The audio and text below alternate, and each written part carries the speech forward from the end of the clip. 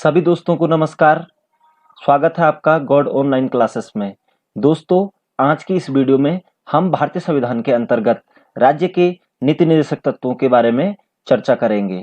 दोस्तों, जैसा कि पिछली वीडियो में हमने भारतीय संविधान का भाग 3 अनुच्छेद 12 से 35 तक अर्थात भारतीय नागरिकों को दिए जाने वाले मौलिक अधिकारों का विस्तृत वर्णन किया था और आप लोगों ने उस वीडियो को काफी पसंद भी किया है और उसमें जो भी परीक्षा उपयोगी प्रश्न हैं उन पर मैंने विस्तृत चर्चा की थी। तो आप लोगों ने उसके लिए धन्यवाद किया था, तो मैं भी आपका धन्यवाद करता हूं उस वीडियो को देखने के लिए। तो दोस्तों, आगे के क्रम में आज हम भारतीय राज्य व्यवस्था के अंतर्गत भारतीय संविधान का भाग 4 देखेंगे। भाग 4 जो कि अनुच्छेद 36 से 51 तक है और इसके अंतर्गत राज्य के नीति निर्देशक तत्व रखे गए हैं। दोस्तों, आपको ये चीज क्लियर हो जानी चाहिए कि जो भारतीय संविधान द्वारा नागरिकों को मौलिक अधिकार प्रदान किए गए थे, हमने उनमें देखा था कि अगर किसी व्यक्ति के मौलिक अधिकारों का हनन होता है तो वो न्यायालय की शरण में जा सकता है। यहाँ पर भी राज्य के जो नीति निर्देशक तत्व हैं कि राज्य की जिम्मेदारी होती है कि वो मतलब जो उसके नागरिक हैं, राज्य के नागरिक हैं, उनके लिए एक कल्याणकारी राज्य की व्यवस्था करे, उनको तमाम प्रकार की सुख सुविधाएं उपलब्ध कराए अर्थात विभिन्न प्रकार के अधिकार प्राप्त करे। तो कहा जा सकता है कि जो मौलिक अधिकार थे और जो राज्य के नीति निर्देशक तत्व थे, ये दोनों ही प्रकार राज्य के नागरिकों को अधिकार प्रदान किए गए हैं, लेकिन अंतर इनमें थोड़ा सा बुनियादी अंतर है। जो ये राज्य के नीति निर्देशक तत्व है, पहली बात तो इनको क्या नहीं किया जा सकता है, न्यायालय में परिवर्तनीय नहीं है, यानी कि इनको न्यायालय में हम क्या नहीं कर सकते हैं, चैलेंज नहीं कर सकते हैं। जब राज्य की स्थिति, आर्थिक स्थिति अच्छी हो जाती है तो उस दशा में राज्य धीरे धीरे धीरे करके अपने जो नागरिक होते हैं उनको विभिन्न प्रकार की सुविधाएं उपलब्ध कराते हैं और ये राज्य के क्या बनते हैं, दायित्व भी बनते हैं। इसीलिए राज्य के नीति निर्देशक तत्वों को कोर्ट में चैलेंज नहीं किया जा सकता है। तो दोस्तों, अब बात करते हैं राज्य के नीति निर्देशक तत्वों की, जो कि भाग 4 के अंतर्गत है। यहाँ पर से प्रश्न सीधा सीधा पूछा जाता है कि जो राज्य के नीति निर्देशक तत्व हैं वो संविधान के किस भाग में है, तो आप कहेंगे भाग 4 में है।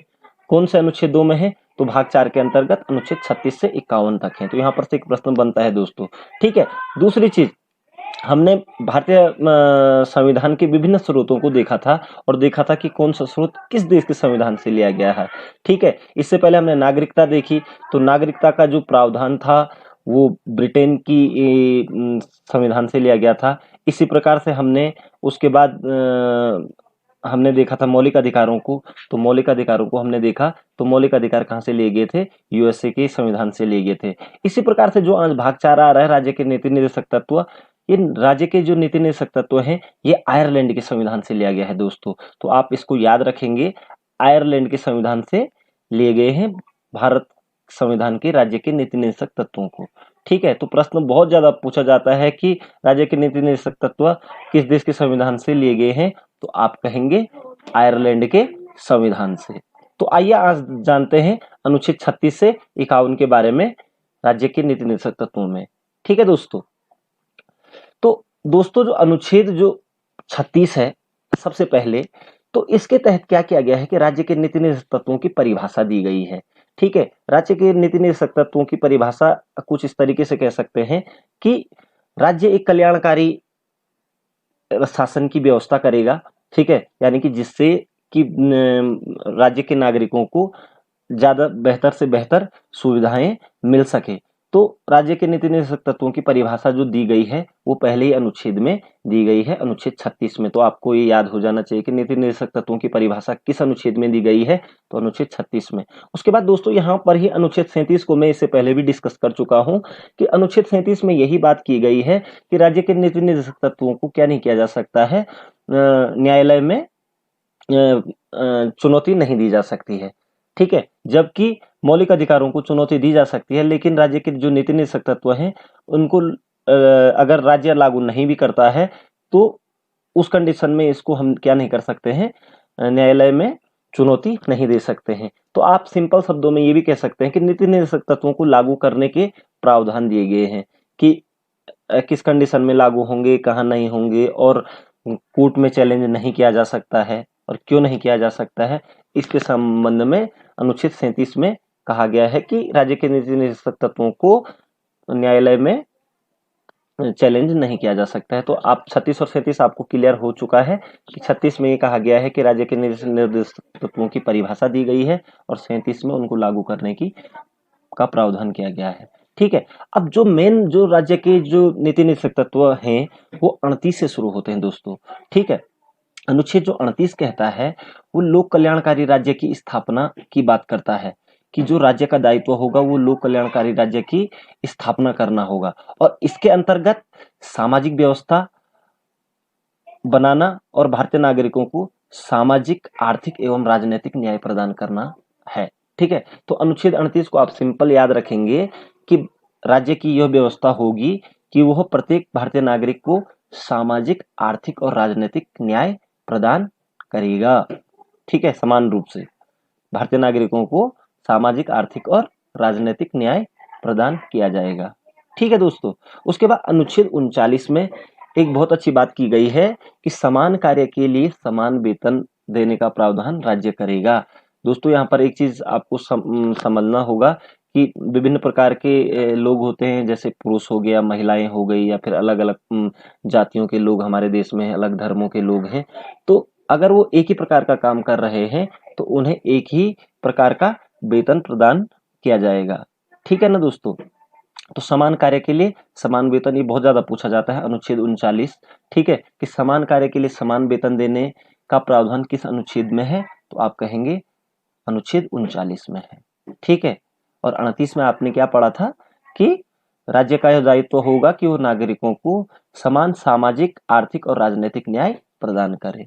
और 39 में आपने ये देख लिया है कि समान कार्य के लिए समान वेतन की व्यवस्था राज्य करेगा।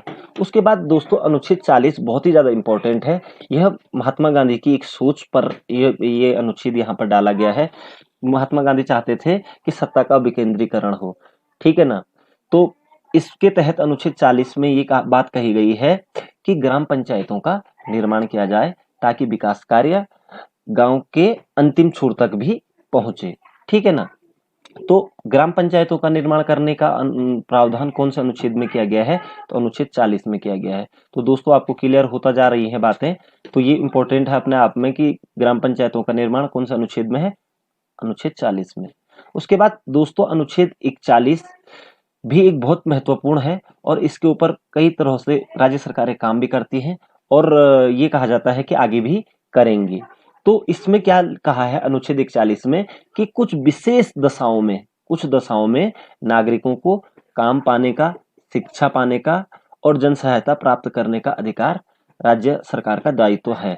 ठीक है। यानी कि कई बार स्थिति इस तरीके की बन जाती है कि बुढ़ापा आ जाता है या फिर बेकारी आ जाती है, तो उस समय काम की स्थिति नहीं होती है, तो उस समय राज्य उन लोगों के लिए काम की स्थिति उत्पन्न करेगा, या फिर उन लोगों को जो शिक्षा प्राप्त नहीं कर पाते हैं उनको शिक्षा प्राप्त करने की व्यवस्था करेगा। या फिर ये कह सकते हैं कि कई बार ये होता है कि जैसे हायर एजुकेशन के लिए बच्चे जाते हैं तो उनको शिक्षा के लिए ऋण उपलब्ध कराना, ये सारी चीजों का प्रावधान अनुच्छेद 41 के तहत ही किया जाता है। और जन सहायता पाने का अधिकार, कई बार बुढ़ापे की स्थिति हो जाती है, बेकारी की स्थिति हो जाती है, तो लोगों के द्वारा भी सहायता प्राप्त कर सकते हैं नागरिक, इसका अधिकार भी सुनिश्चित करते हैं राज्य। तो अनुच्छेद 41 सिंपल आपको ये कहता है कि कुछ दशाओं में नागरिकों को काम, शिक्षा एवं जन सहायता पाने का अधिकार सुनिश्चित करता है। ठीक है। तो दोस्तों आपने इस पेज के अंतर्गत देख लिया, मैंने सबसे पहले आपको अनुच्छेद 36 बताया। 36 में आपने देख लिया है कि राज्य के नीति निर्देशक तत्वों की परिभाषा दी गई है। अनुच्छेद 37 में ये कहा गया है कि राज्य के नीति निर्देशक तत्वों को न्यायालय में चैलेंज नहीं किया जा सकता है। ठीक है।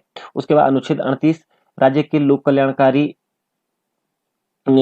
स्थापना की बात करता है, यानी कि प्रत्येक राज्य का यह दायित्व होगा कि वह अपने नागरिकों को समान रूप से सामाजिक, आर्थिक और राजनीतिक न्याय प्रदान करेगा।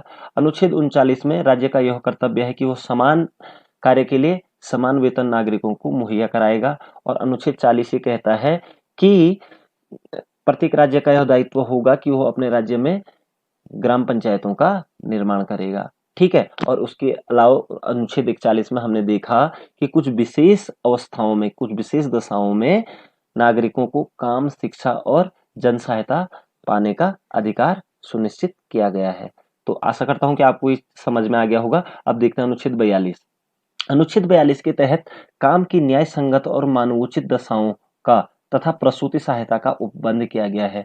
ठीक है, तो यहाँ पर जैसे कि पढ़ने से ही लग जा रहा है कि काम की न्याय संगत, यानी कि जो काम राज्य सरकार के द्वारा जो कराया जाएगा, तो उनको एक नियमबद्ध तरीके से काम की स्थिति होगी, और जिससे कि मानव का क्या ना हो, शोषण ना हो सके, इस तरीके के काम को करवाया जाएगा। साथ ही साथ प्रसूति सहायता का प्रबंध भी किया गया है। प्रसूति, जो महिलाओं के लिए प्रसूति जब बच्चे होने की स्थिति होती है, तो उस समय उनको किस किस प्रकार से क्या दिया जा सकता है, राज्य सरकार के द्वारा सहायता दी जा सकती है या अवकाश दिए जा सकते हैं, इन चीजों का वर्णन किया गया है। तो सिंपल है कि 42 के तहत काम की न्याय संगत और मानवोचित दशाओं तथा प्रसूति सहायता का उपबंध किया गया है दोस्तों। ठीक है, अनुच्छेद 43 बहुत ज्यादा इंपॉर्टेंट है और यहाँ पर से पूछा भी जाता है, कई बार पूछ लिया जाता है कि सिडकुल का निर्माण किस अनुच्छेद के तहत राज्य सरकारें करती हैं, या फिर ये कह सकते हैं कि जो मनरेगा का कार्य गांवों में होता है, तो उसको किस अनुच्छेद के तहत राज्य सरकार और केंद्र सरकार मिलकर के करवाती हैं, तो अनुच्छेद 43। तो सिडकुल और ये आप मनरेगा को आप माइंड में कर लीजिएगा। तो इसके अंतर्गत क्या कहा गया है, 43 के तहत राज्य कामगारों को निर्वाह मजदूरी, उद्योगों के प्रबंध में कामगारों का भाग लेना तथा अवकाश में पूर्ण उपयोग के सामाजिक अवसर प्रदान करेगा। ठीक है, तो सिंपल सी बात है कि राज्य कामगारों को निर्वाह मजदूरी, ठीक है ना, कि जो मजदूरी एक फिक्स की जाएगी, कि ये नहीं कि किसी को ज्यादा किसी को कम या किसी को दी नहीं जा रही है। ठीक है ना, तो एक फिक्स प्रकार की मजदूरी कामगारों को स्थिति को देखते हुए कि किस कामगार को कैसी मजदूरी मिलनी चाहिए, इसका ये कह सकते हैं कि व्यवस्था राज्य सरकार की होती है। दूसरी चीज कि कोई भी राज्य के अंतर्गत कोई भी कंपनियां या कोई उद्योग लगते हैं, तो उसमें राज्य के लोगों को भाग लेने का अवसर मिलता है, और साथ ही साथ उनको अवकाश का उपयोग भी करवाया जाना राज्य सरकार का क्या होता है, परम दायित्व होता है। तो सिंपल आप ये कह सकते हैं कि कामगारों के लिए निर्वहन मजदूरी, उद्योगों में भाग लेना और अवकाश के पूर्ण उपयोग के सामाजिक अवसर प्राप्त कराना राज्य के क्या है, परम कर्तव्य है। ठीक है, तो धीरे धीरे करती हैं, कई राज्यों में नहीं चलते हैं उद्योग, तो वहां पर नहीं होता है, तो वो दूसरे राज्यों में भाग लेने के लिए जाते हैं। ठीक है ना दोस्तों, तो सिंपल यहाँ पर से पूछा जाता है कि सिडकुल, ये क्वेश्चन बहुत बार पूछा जाता है कि सिडकुल का निर्माण किस अनुच्छेद के तहत किया जाता है, तो आप कहेंगे 43। और इसी तरीके से मनरेगा का कार्य किस अनुच्छेद के तहत किया गया है, तो 43 के तहत ही किया गया है। ठीक है, उसके बाद अनुच्छेद 44 बहुत ज्यादा इंपॉर्टेंट है दोस्तों। तो 44 के तहत की ये बात की जाती है कि वो सभी नागरिकों के लिए एक समान सिविल संहिता का निर्माण करें। ठीक है, सिविल संहिता से यहाँ पर एक समान सिविल संहिता का मतलब ये है कि भारत में विभिन्न प्रकार के धर्म हैं। ठीक है, अब क्या होता है कि उन सभी धर्मों को परे करते हुए सभी नागरिकों के लिए एक ही प्रकार का कानून व्यवस्था का निर्माण करना। लेकिन दोस्तों यहाँ पर ये अभी तक लागू नहीं हो पाया है, सिविल संहिता लागू नहीं हो पाई है, क्योंकि विभिन्न प्रकार के धर्म भारत में हैं, जिनमें से अगर मुस्लिमों की बात करें या फिर ईसाइयों की बात करें, तो इनके अपने पर्सनल लॉ बोर्ड हैं, और ये इसका विरोध करते हैं कि अगर एक सिविल संहिता बना दी जाए, तो इसमें हिंदू कानूनों को जबरदस्ती थोपने वाली बात सामने आ रही है। तो इसलिए वो लोग इनका क्या कर रहे हैं, इसका क्या कर रहे हैं, विरोध कर रहे हैं।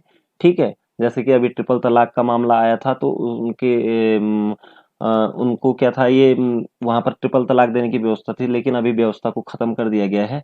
तो ये भी सिविल संहिता के अंतर्गत ही कानून लाया गया है कि सभी महिलाओं के लिए एक ही प्रकार का न्याय व्यवस्था सुनिश्चित की जाए। तो सिंपल आपको याद रखना है कि सिविल संहिता, एक समान सिविल संहिता के निर्माण करने का प्रावधान कौन से अनुच्छेद में है, तो आप कहेंगे अनुच्छेद 44 में है। ठीक है दोस्तों, अनुच्छेद 45 आंगनबाड़ी से संबंधित है दोस्तों, आप सिंपल सा अपने माइंड में याद रख लीजिएगा। अनुच्छेद 45 किस चीज से संबंधित है, आंगनबाड़ी। इसके अंतर्गत क्या बात की गई है कि आरंभिक शिशुत्व देखरेख, यानी कि जब बच्चा जन्म लेता है उस समय से उसकी देखरेख के लिए विभिन्न प्रकार की योजनाएं सरकार के द्वारा दी जाती है उनके पोषाहार के लिए। और 6 वर्ष से कम आयु वाले बच्चों को निःशुल्क एवं अनिवार्य शिक्षा के अवसर उपलब्ध कराना। तो आप देखते हैं होंगे कि 6 वर्ष से नीचे वाले बच्चे आंगनबाड़ियों में जाते हैं, वहां पर उनको विशेष प्रकार की शिक्षा प्रदान की जाती है और विभिन्न प्रकार के पोषाहार भी उपलब्ध कराए जाते हैं। तो सिंपल आप अपने माइंड में रख लीजिएगा कि 6 वर्ष, कई बार ये आ जाता है कि 6 वर्ष से कम आयु वाले बच्चों को निःशुल्क एवं अनिवार्य शिक्षा का प्रावधान कौन से अनुच्छेद में किया गया है, तो 45 में किया गया है। ठीक है, या फिर ये कहा जाता है कि आंगनबाड़ियों का निर्माण कौन से अनुच्छेद के तहत किया गया है, तो आपका अनुच्छेद 45 के अंतर्गत किया गया है। ठीक है, उसके बाद दोस्तों अनुच्छेद 46 को आप सिंपल सा याद इस तरीके से रखेंगे कि समाज कल्याण विभाग, अनुच्छेद 46 समाज कल्याण विभाग, आप ऐसे याद रख लीजिए। अब समाज कल्याण विभाग क्या क्या कार्य करता है आपको पता है कि जो अनुसूचित जातियां होती हैं, अनुसूचित जनजातियां होती है या फिर अन्य दुर्बल वर्ग को शिक्षित एवं आर्थिक अभिवृद्धि करना राज्य का कर्तव्य है। तो समाज कल्याण ये सारे काम करता है, यानी कि समाज कल्याण लगभग लगभग सभी राज्यों में है। तो आप देखते होंगे कि अनुसूचित जाति और अनुसूचित जनजाति के लोग या फिर जो अन्य दुर्बल वर्ग के लोग होते हैं उनके लिए शिक्षा में विशेष प्रावधान किए जाते हैं, उनके स्पेशल कोटे बनाए जाते हैं और उनको आर्थिक सहायता भी प्रदान की जाती है ताकि वे शिक्षा ग्रहण कर सके। इसी प्रकार से नौकरियों में भी उनके लिए विशेष प्रकार की क्या की जाती है, आरक्षण संबंधी बातों की मतलब बात की जाती है। तो सिंपल आप याद रखिएगा अनुच्छेद 46 समाज कल्याण विभाग से संबंधित है, जिसके अंतर्गत अनुसूचित जाति, अनुसूचित जनजाति और अन्य पिछड़े वर्गों के लिए क्या है, शिक्षा एवं आर्थिक अभिवृद्धि करना राज्य का क्या है, परम दायित्व है। तो दोस्तों हमने यहाँ पर देखा अनुच्छेद 42 देखा हमने, जिसमें कि काम की न्याय संगत और मानवोचित दशाओं तथा प्रसूति सहायता का बंद किया गया है। अनुच्छेद 43 आप सिंपल से याद रखिए, सिडकुल और ये कह सकते हैं आपकी मनरेगा की बात की गई है। अनुच्छेद 44 में समान सिविल संहिता की बात की गई है। अनुच्छेद 45 में आंगनबाड़ियों की बात की गई है कि 6 वर्ष से नीचे के बच्चों को अनिवार्य एवं निःशुल्क शिक्षा का प्रावधान किया गया है और प्रारंभिक शिशुत्व देखरेख करना राज्य सरकार का क्या है, कर्तव्य बनता है। और अनुच्छेद 46 आपका सिंपल सी बात है, समाज कल्याण के कार्यों को करता है, यानी कि जो समाज में अनुसूचित जाति, अनुसूचित जनजाति और पिछड़े वर्ग के लोग हैं उनको शिक्षा एवं आर्थिक सहायता प्राप्त कराना राज्य सरकार का दायित्व है। ठीक है दोस्तों, तो आई होप आप लोगों को समझ में आ रहा होगा और साथ ही साथ आपको याद भी हो रहा होगा। साथ ही साथ दोस्तों आप इनका स्क्रीनशॉट भी लेते रहिए ताकि आपको एक बार पढ़ने के लिए मिल जाए। अब दोस्तों अनुच्छेद 47 के अंतर्गत बात यहाँ पर आए कि दुर्बल वर्गों को भी उठा लिया गया है, कामगारों की भी बात की गई है, बच्चों की भी बात कर दी गई है। ठीक है, तो अब यहाँ पर आता है कि जब इतना काम करेगा आदमी तो स्वास्थ्य उसका खराब होगा। ठीक है, तो उसके स्वास्थ्य में क्या भी परवाह राज्य सरकार का परम दायित्व है। ठीक है ना, तो 47 में यही बात की गई है कि राज्य का दायित्व है कि वह लोगों के जीवन स्तर को उठाने के लिए उनके पोषाहार एवं जन स्वास्थ्य में सुधार करे। आप सिंपल सी बात कर लें कि स्वास्थ्य विभाग की बात की गई है अनुच्छेद 47 में। तो स्वास्थ्य विभाग का क्या काम होता है कि उन नागरिकों के लिए उचित पोषाहार की व्यवस्था की जाए। ठीक है ना, और जन स्वास्थ्य की विभिन्न प्रकार के रोगों से लड़ने के लिए लोगों को क्या किया जाता है, अवेयर किया जाता है।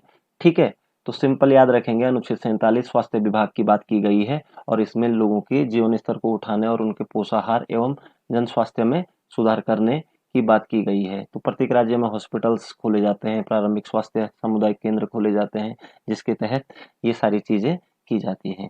तो अनुच्छेद 47 स्वास्थ्य विभाग, अनुच्छेद 46 आपका समाज कल्याण और अनुच्छेद 45 आपका आप इस तरीके से याद रख सकते हैं कि जो बच्चों के लिए होता है आंगनबाड़ी। ठीक है, अब अनुच्छेद 48 में एक बात बहुत ज्यादा इंपॉर्टेंट बात की गई है। ठीक है, क्योंकि भारत एक कृषि प्रधान देश है और कृषि का पशुपालन से एक घनिष्ठ संबंध प्राचीन काल से ही रहा है। तो इसमें क्योंकि भारत एक कृषि प्रधान देश है तो भारत के लोगों को मतलब राज्य का यह दायित्व होगा कि वो कृषि एवं पशुपालन को क्या करे, प्रोत्साहन दे। तो आप देखते होंगे कि कई प्रकार के कई बार बीज कृषि विभाग द्वारा प्रोत्साहित किए जाते हैं या फिर विभिन्न प्रकार की नस्लों वाले पशुओं के लिए ऋण उपलब्ध राज्य कराता है। ठीक है ना, तो ये कह सकते हैं कि अनुच्छेद 48 हमें यह राज्य को यह दायित्व देता है कि वह कृषि और पशुपालन को क्या करे, प्रोत्साहन दे और गोवध को निषेध करे। ठीक है ना, गोवध को निषेध करने की बात भी यहीं पर आती है। तो ये प्रश्न बहुत ज्यादा पूछा जाता है कि गोवध को निषेध करना का प्रावधान कौन सा अनुच्छेद में किया गया है, अनुच्छेद 48 में। और कृषि एवं पशुपालन को प्रोत्साहन देने की का प्रावधान किस अनुच्छेद में किया गया है, अनुच्छेद 48 में। ठीक है ना। साथ ही 48 क, जो कि 48 क है, यानी कि 48 ए भी कह सकते हैं, उसमें एक बात की है कि पर्यावरण का संरक्षण तथा संवर्धन और वन्य एवं वन्य जीवों की रक्षा करना राज्य का कर्तव्य है। ठीक है ना, कि पर्यावरण का संरक्षण करना और वन्य जीवों की रक्षा करना, पर्यावरण मतलब क्या है, राज्य का। तो इसमें आप 48 को और इन कामों को जो करता है, पर्यावरण का संरक्षण या फिर संवर्धन या फिर वन्य जीवों की जो रक्षा के लिए जो मेन सरकार द्वारा काम किए जाते हैं, वो वन विभाग के द्वारा किए जाते हैं। ठीक है, तो वन विभाग और 48 को में है, और 48 में क्या कहा गया है कि कृषि और पशुपालन को प्रोत्साहन देने वाली बातें की गई है। ठीक है दोस्तों, तो आपको याद रहेगा 48 में कृषि और पशुपालन को प्रोत्साहन और गोवध को निषेध किया गया है, और 48 ए में ये बात कही है कि पर्यावरण संरक्षण की बात की गई है और वन्य जीवों की रक्षा की बात की गई है। ठीक है, तो अनुच्छेद 49 यानी कि 49 के अंतर्गत राष्ट्रीय महत्व के स्मारकों, स्थानों तथा वस्तुओं का संरक्षण करना राज्य का कर्तव्य है। सिंपल शब्दों में कहा गया है दोस्तों कि जो भी राष्ट्रीय महत्व के स्मारक होते हैं विभिन्न राज्यों में हैं, या फिर स्थान है और वस्तुएं हैं, इनका संरक्षण राज्य सरकार का परम कर्तव्य बनता है। ठीक है ना, जैसे लाल किला है, या फिर आपका आगरा का ताजमहल है, या बहुत सारे स्मारक है हमारे जिनसे हमारे देश की संस्कृति जुड़ी हुई है। तो उन स्मारकों, उन स्थानों और उन वस्तुओं का संरक्षण करना राज्य का क्या है, परम कर्तव्य है, अनुच्छेद 49 के तहत। तो राष्ट्रीय स्मारकों का संरक्षण करना कौन सा अनुच्छेद में उपबंधित किया गया है, तो आप कहेंगे अनुच्छेद 49 में किया गया है। ठीक है दोस्तों, तो 47 आपको सिंपल से याद रखना था स्वास्थ्य विभाग के रूप में, 48 आपको कृषि विभाग और पशुपालन विभाग के साथ साथ 48 को आपको वन विभाग की याद दिलाता है। ठीक है, और अनुच्छेद 49 आपको ये कह सकते हैं कि पुरातत्व तो नहीं कहेंगे, लेकिन पुरातत्व विभाग भी करता ही है इन कामों को। और 49 यानी कि राज्य का परम दायित्व तो ये होगा कि वह राष्ट्रीय स्मारकों और स्थानों और वस्तुओं का संरक्षण करेंगे। ठीक है, इसके अतिरिक्त अनुच्छेद 50 एक बात करता है कि कार्यपालिका एवं न्यायपालिका के कार्य क्षेत्रों को पृथक कर दिया गया है, क्योंकि कई बार अगर ये दोनों एक साथ होंगे तो न्याय प्रणाली सुचारू रूप से नहीं चल पाएगी। इसलिए कार्यपालिका एवं न्यायपालिका के क्षेत्र को क्या कर दिया गया है, पृथक पृथक किया गया है। तो बहुत ज्यादा पूछा जाता है कि कार्यपालिका एवं न्यायपालिका के कार्यों को पृथक कौन सा अनुच्छेद के तहत किया गया है, तो अनुच्छेद 50 के तहत किया गया है। ठीक है दोस्तों, अनुच्छेद 51 के अंतर्गत राज्य का यह कर्तव्य होगा कि वह अंतर्राष्ट्रीय शांति और सुरक्षा बनाए रखने का प्रयत्न करेगा। ठीक है, कई बार राज्यों के लोग विदेशों में जाते हैं तो वहां पर कुछ इस तरीके का नहीं करना है कि शांति व्यवस्था बिगड़ जाए, या फिर कई राज्यों की सीमाएं दूसरे देशों के साथ लगी हुई हैं, तो वहां पर अशांति का माहौल क्रिएट नहीं करना है। तो प्रत्येक राज्य का यह कर्तव्य होगा कि वो अंतर्राष्ट्रीय शांति बनाए रखेगा। तो दोस्तों आपने देखा इस तरीके से अनुच्छेद 36 से आपके 51 तक आपके राज्य के नीति निर्देशक तत्व हैं। इसके अंतर्गत आपने विभिन्न प्रकार के अनुच्छेद देख लिए हैं। ठीक है, तो आशा करता हूं कि आपको ये वीडियो जरूर पसंद आई है, और इसमें जो जो बातें कही गई हैं उनको आप आत्मसात जरूर करेंगे। ये परीक्षाओं की दृष्टि से बहुत ज्यादा इम्पोर्टेंट अपने आप में एक भाग है संविधान का। तो आप इसको जरूर एक बार दोबारा से देखेंगे। दोस्तों अगर आपने अभी तक चैनल को सब्सक्राइब नहीं किया है तो चैनल को जरूर सब्सक्राइब करें, ताकि मुझे इसी तरीके से ऊर्जा मिलती रहे और मैं आप लोगों के सामने इसी प्रकार से परीक्षा उपयोगी वीडियोस लेते हुए आता रहूं। तो आपका समय शुभ हो, आपके उज्जवल भविष्य की कामना करता हूं। जय हिंद, जय भारत।